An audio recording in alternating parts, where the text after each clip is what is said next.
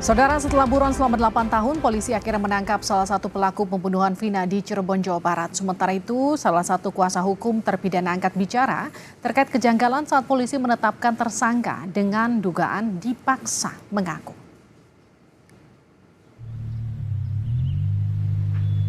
Perlu 8 tahun, polisi akhirnya menangkap salah satu dari 3 buron kasus pembunuhan Vina dan Eki. Salah satu pelaku yang buron, yaitu Peggy alias Perong, akhirnya ditangkap di Bandung, Jawa Barat, Selasa kemarin. Kabid Humas Polda Jawa Barat, Kombes Pol Jules Abraham menambahkan, Peggy ditangkap saat tengah bekerja sebagai buruh bangunan. Atas nama saudara Peggy alias Perong, yang saat ini kita ketahui bernama Peggy Setiawan. Dia merupakan warga Cirebon yang bekerja di Bandung sebagai buruh bangunan. Sehingga tadi malam kami lakukan upaya paksa penangkapan terhadap terduga pelaku Peggy Setiawan di Bandung. Tak lama ditangkap, Polda Jawa Barat bersama Polresta Cirebon langsung melakukan penggeledahan di kediaman Peggy alias Perong. Rumah yang berada di Kecamatan Talun, Kabupaten Cirebon ini digeledah polisi siang tadi. Sementara itu, salah satu kuasa hukum terpidana bilang ada kejanggalan saat polisi menetapkan tersangka. Kuasa hukum Rivaldi Widyaningsih menyatakan kasus yang menimpa kliennya itu cacat sejak awal pembuatan laporan BAP. Adanya Andika, sedangkan Andika itu bukan Rivaldi. Andika di situ jelas dengan umur 23 tahun, alamat Banjarwangunan, Mundu. Sedangkan Rivaldi Adita Wardana alias Ucil itu umur 21 tahun, alamatnya di Pamengkang. Rivaldi kenapa bisa ada di polisi itu? Karena pada saat itu Rivaldi ada kasus yang mengenai penganiayaan dan membawa sajam tanpa izin. Di kasusnya tanggal 29 April, kejadiannya di Grage. Sebelumnya polisi menetapkan 11 orang sebagai tersangka atas kasus pembunuhan Vina dan Eki 8 tahun silam. 7 diantaranya divonis penjara seumur hidup, sementara 1 orang divonis 8 tahun penjara karena di bawah umur. Kasus ini terjadi pada 27 Agustus 2016 silam. Tak lama berselang, polisi menetapkan 11 orang sebagai tersangka. Namun 3 tersangka melarikan diri alias buron. Sejak Oktober 2016 hingga Mei 2017, 8 tersangka diajukan ke pengadilan dan divonis penjara seumur hidup dan 1 tersangka divonis 8 tahun penjara. Kedelapan terpidana sempat ajukan gerasi pada 2019 silam, namun ditolak. Kasus ini kembali menjadi pembicaraan publik usai film bergenre horor dengan judul Vina sebelum 7 hari tayang. Dukungan untuk mengungkap secara tuntas kasus pembunuhan Vina tak hanya datang dari keluarga, tapi juga dari teman dan orang-orang yang mengenal Vina. Salah satunya dari guru SMPN 13 Kota Cirebon, Jawa Barat, Menuk Trimulyani, yang menjadi wali kelas Vina di tahun 2014-2015 lalu. Menuk mengenal Vina sebagai siswi aktif dan memiliki nilai akademik yang baik. Ya, selayaknya orang tua, selayaknya guru, bagaimana juga kalau misalkan ada muridnya yang mengalami tragedi yang kurang baik, kami juga ikut. Iya, harapannya bahwa kasus ini cepat diselesaikan.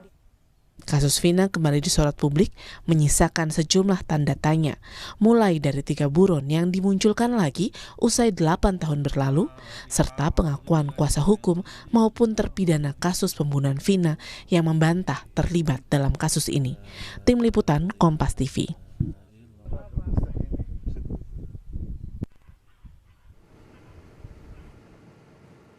Perlu 8 tahun. Kasus pembunuhan Vina dan Eki kembali terungkap usai film bergenre horor dengan judul Vina sebelum 7 hari tayang dan jadi perbincangan publik. Menariknya, sebelum terpidana mengaku tak melakukannya namun dipaksa mengaku atas apa yang disangkakan. Lantas apa yang menyebabkan kasus ini sulit terungkap hingga adanya dugaan rekayasa kasus? Kita perbincangkan dengan Kabareskrim Polri periode 2009-2011, Komjen Pol Purnawirawan Ito Sumardi. Pak Ito, selamat malam. Malam Mbak Livi, selamat malam. Ada juga kuasa hukum Rivaldi, salah satu terpidana Widyaningsih. Selamat malam, Mbak. Selamat malam. Selamat malam, Mbak. Baik, saya ke Pak Ito dulu ya. Pak Ito, perlu 8 tahun. Lucunya yang katakanlah membuat publik agak heran setelah 8 tahun disangkakan buron, viral filmnya kurang dari 1 bulan, satu terduga yang selama ini DPO selama 8 tahun tiba-tiba ketangkap. Jadi sebetulnya miss-nya ada di mana Pak Ito? Baik Mbak Livi ya. Pertama-tama tentunya saya menyampaikan apresiasi yang tinggi kepada Polda Jabar ya dengan jajaran yang dengan kesungguhan dan kerja kerasnya bisa menangkap saudara Peggy alias Peron pada hari ini ya, meskipun para tersangka ya atau terpidana yang menyampaikan bahwa Peggy itu terlibat sudah mencabut BAP dan menyatakan tidak kenal. Nah, ini tentunya kita perlu apresiasi. Sekarang kalau dikatakan kenapa sampai 8 tahun, mungkin masyarakat publik juga perlu mengetahui bahwa kerja daripada fungsi reserse itu tidak menangani satu kasus, tapi ribuan kasus, bahkan kalau setiap hari bisa puluhan sampai dengan mungkin ratusan yang harus dihadapi dan harus diselesaikan dengan sumber daya yang terbatas. Jadi untuk penanganan kasus ini, 8 kasus, 8 orang yang sudah diputus ya oleh pengadilan itu dengan mulai tingkat 1 atau negeri, kemudian pengadilan tinggi dan sampai dengan kasasi, itu saya kira sudah lengkap. Jadi kita tidak bisa melihat sepihak dari penyidikannya saja. Jadi kalau dikatakan kejanggalan, berarti kejanggalannya kan hakim dan penuntut umum juga tidak mau begitu saja tanpa kecermatan dan kehati-hatiannya mengatakan bahwa ini ada kasus yang cacat hukum. Karena bagi pihak kepolisian kalau sudah diterima oleh penuntut umum, berarti berkas itu sudah lengkap Mbak Livi ya. Jadi kalau meskipun ada dugaan biasa, kalau pengacara kan bisa saja mengatakan hal-hal yang mungkin bertentangan, kan sudah dilakukan permintaan gerasi. Saya kira mungkin kita harus berpikir objektif, karena bagaimanapun juga kasus ini meskipun 8 tahun akhirnya terungkap, karena dengan adanya viral maka kasus ini menjadi prioritas. Ya. Itu dia Pak Ito yang kemudian disayangkan. Kenapa harus nunggu viral dulu setelah 8 tahun baru kemudian jadi prioritas dan satu DPO yang katakanlah dalam waktu kurang dari 1 bulan setelah viral langsung ketangkep. Artinya sebetulnya ini bisa dilakukan 8 tahun lalu. Ya sekarang kalau misalnya seseorang ditetapkan DPO berdasarkan keterangan saksi. Saksi itu tiba-tiba mencabut ya keterangannya orang itu kan berarti kan kalau bagi kepolisian kalau menangkap orang itu dasarnya apa? Oke. Pendalaman inilah akhirnya dilihat ada keterkaitan sehingga saudara Peggy Peron ini dengan ditangkap nanti akan bisa membuktikan apakah memang ada rekayasa kasus ini atau tidak. Perannya pasti dia tahu kan. Selama ini kan yang dimunculkan adalah bahwa Peggy ini adalah terkait dengan oknum kepolisian, dengan pejabat ya. Padahal kan dia hanya seorang buruh dan rata-rata yang 8 orang ini juga kerjanya buruh semua. Oke. Apakah memang seorang buruh itu tidak bisa menjadi seorang yang melakukan kejahatan? Kan belum tentu ya. Saya kira kita harus fair juga di sini. Baik, saya ke Mbak Widya Ningsih. Ini sempat menyebut ada kejanggalan. Kejanggalan seperti apa? Buktinya seperti apa sampai kemudian bisa menyebut ada kejanggalan dalam kasus ini, Mbak? Jadi gini, kebetulan klien saya namanya Rivaldi Aditya Wardana alias Ucil bin Asep Kusnadi. Umur pada saat itu 21 tahun. Halo? Yes, silakan dilanjut. Kebetulan dia ditangkap pada saat itu tanggal 30 Agustus 2016 karena masalah melakukan tindak pidana penganiayaan dan atau perbuatan tidak menyenangkan dan membawa senjata tajam, sajam jenis pedang tanpa izin. Okay. Kemudian jadi tanggal 30 Agustus itu ditangkap oleh Polsek Cirebon Utara Barat. Ditangkapnya di pinggir jalan? Bukan, kebetulan di rumah temannya. Oke. Kejadian tanggal 29 dilaporkan pagi, jadi sore kejadian malam. Malam jam 22 tanggal 29.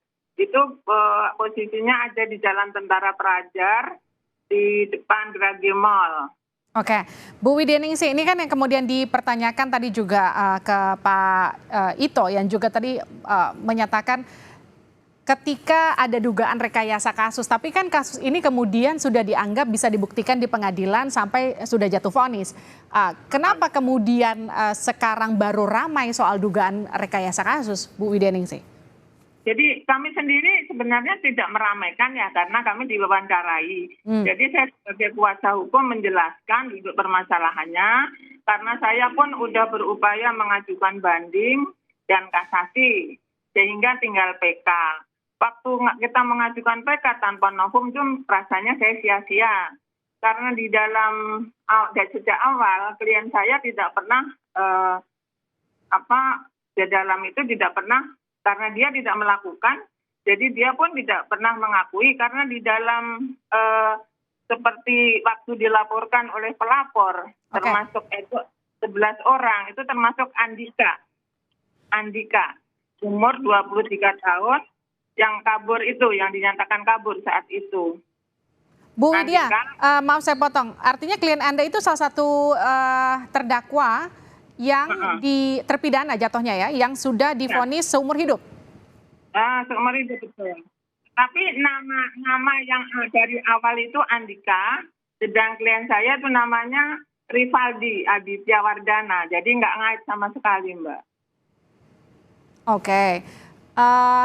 Yang jadi pertanyaan kan gini, ketika kemudian ada kejanggalan, narasi kejanggalan, rekayasa kasus ini kan nggak cuma keluar dari Anda, Bu Widya. Ini juga keluar dari kuasa hukum yang lain, yang juga bahkan ada terpidana yang sekarang sudah bebas, yang menyatakan bahwa sempat ada kekerasan dan semacamnya sampai dipaksa untuk mengaku. Ini juga diakui oleh klien Anda? Kalau dia nggak pernah mengakui, berita acara pun dia tidak tanda tangan. Klien Anda tidak mengakui, berita acara tidak tanda tangan ya? Tidak tanda tangan. Tetapi ada yang menandatangani. Tapi tidak. Tanda tangannya pun beda. Oke. Pak Ito, bagaimana Pak Ito dengan kasus seperti ini Pak Ito? Jadi kita kalau di dalam penyidikan mengenal kasus namanya locus delicti atau tempat kejadian perkara, dan tempus delicti, waktu kejadian. Ini kan sesudah terjadi kejadian itu waktunya sudah sekian hari, tentunya orangnya sudah berpencar ya Mbak ya. Kemudian bisa saja menurut pendapat saya yang bersangkutan itu ada kasus lain, setelah dikaitkan dengan kasus ini ada pengakuan dari teman-temannya, karena ini tindak pidana yang dilakukan secara bersama-sama. Jadi katakan memang betul ada kejanggalan, sekarang mungkin Mbak Livi bisa berpikir bahwa dari penyidik ini menyerahkan kepada jaksa penuntut umum. JPU ini kan menyiapkan orang-orang yang akan dihadapkan di pengadilan. Ya pada saat tentunya hakim pun juga akan melihat identitas dan melihat bukti-bukti ataupun keterangan-keterangan yang mendukung ya bahwa orang tersebut melakukan tindak pidana dan memenuhi unsur daripada pasal yang disangkakan. Jadi tidak mungkin seorang hakim itu merampas ya kehidupan seorang yang dengan hukuman seumur hidup itu kan merampas kehidupan seseorang tuh Mbak Devi ya. Itu adalah sangat berat, dan itu dari mulai tingkatan pengadilan negeri, pengadilan tinggi sampai dengan kasasi kan sudah diputus inkrah. Kemudian ada upaya gerasi yang ditolak. Apalagi kira-kira ya, kalau menurut saya kan kalau memang mengajukan PK silakan kalau ada novum baru. Nah novumnya apa? Kalau memang pada saat itu di penyidikan dianggap sebagai ada cacat atau rekayasa, berarti pertanyaannya mengapa jaksa itu menerima? Dan mengapa jaksa bisa membuat satu rencana penuntutan diterima oleh hakim. Dan hakim bahwa mereka itu adalah kelompok ya, melakukan perbuatan secara berkelompok dan juga melakukan perbuatan yang bisa diancam dengan hukuman berat. Saya kira itu mungkin Mbak pendapat saya. Artinya ini sudah dibuktikan di persidangan Bu Widyaningsih? Sudah semua. Dan ada juga alibi pada saat itu dia ada di tempat temannya lagi ulang tahun juga ada. Tapi tidak dipertimbangkan. Tapi gini Bu Widyaningsih, ini kan ada yang sudah dijatuhi hukuman, kemudian ada yang sudah bebas, ada yang dianggap masih buron, satu Peggy ini kan baru ditangkap ya. Kenal nggak dengan Peggy ini Rivaldi? Kalau Rivaldi itu dari awal, dari yang sudah ditangkap pun tidak saling mengenal. Satu pun tidak kenal dia. Semuanya nggak kenal satu sama lain? Tidak kenal satu sama lain. Mereka yang 7 orang pun tidak kenal Rivaldi. Tapi yang 7 orang sisanya itu saling mengenal? Kalau yang 7 saling mengenal karena rumahnya sama di Perjuangan. Kalau Rivaldi di Pamengkang, jauh Mbak, di Perumnas. Beda jauh, di kota sama kabupaten. Oke, dari perjalanan kasus ini kan salah satu terpidana lainnya, kuasa hukumnya itu kan sempat melaporkan ke Komnas HAM. Koreksi saya kalau salah ya, Mbak Widyaningsih. Kenapa Anda kemudian tidak melaporkan hal ini? Kami sudah berupaya sampai banding, sampai kasasi, dan justru yang lainnya tidak.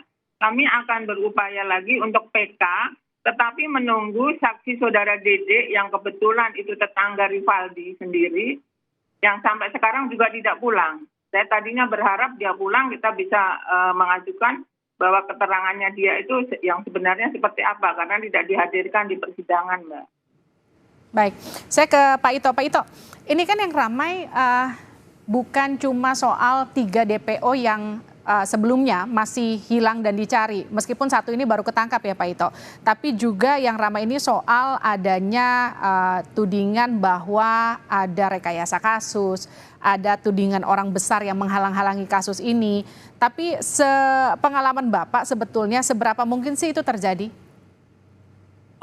Saya kira bisa saja terjadi ya. Tetapi kalau untuk kasus ini murni, kalau saya melihat adalah bahwa keterangan para terpidana itu kan sudah terpidana, itu mereka mempunyai kaitan satu sama lain. Tentunya ini kan sudah menjadi pertimbangan dari pihak jaksa penuntut umum untuk mengajukan bahwa telah ada tindak pidana yang dilakukan secara bersama-sama, Mbak ya. Jadi kalau orang itu kebetulan ditangkap di tempat lain, waktunya tidak bersamaan, kan pada saat kejahatan itu kita tidak tahu, termasuk penasihat hukum juga kan nggak tahu pada saat kejadian itu. Yang tahu kan hanya si pelaku, yang tahu yang mungkin korban yang sudah tidak ada, dan mungkin saya kira ada bukti-bukti lain. Jadi di sini kan penyidik tidak mengejar dari pengakuan, karena pengakuan dari tersangka meskipun dicabut itu sesuai dengan pasal 184 ayat 1, itu ada alat bukti yang paling lemah, Mbak. Jadi penyidik itu tidak mendasarkan kepada pengakuan tersangka.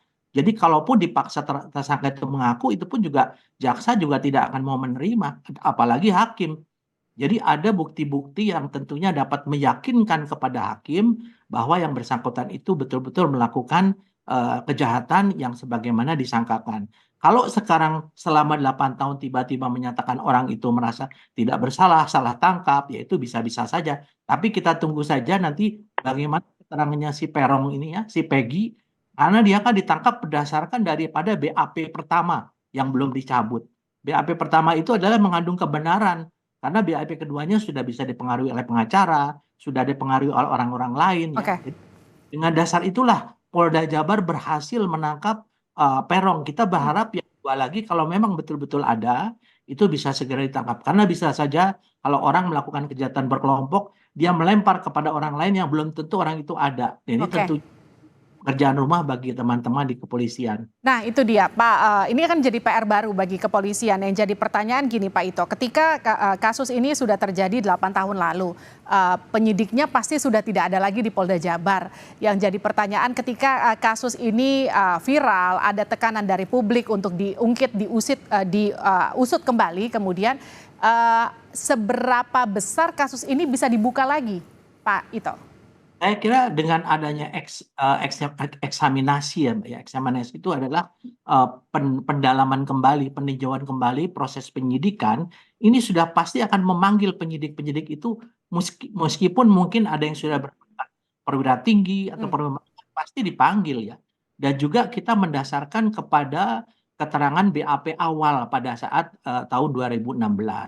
Nah, tentu kalau nanti ada kira-kira kejanggalan dalam penyidikan, tentunya ini sebatas kepada untuk masukan bagi kepolisian ya untuk bisa memperbaiki dalam manajemen penyidikan. Tapi bukan berarti kasus ini bisa dibuka kembali. Saya kira nggak mungkin.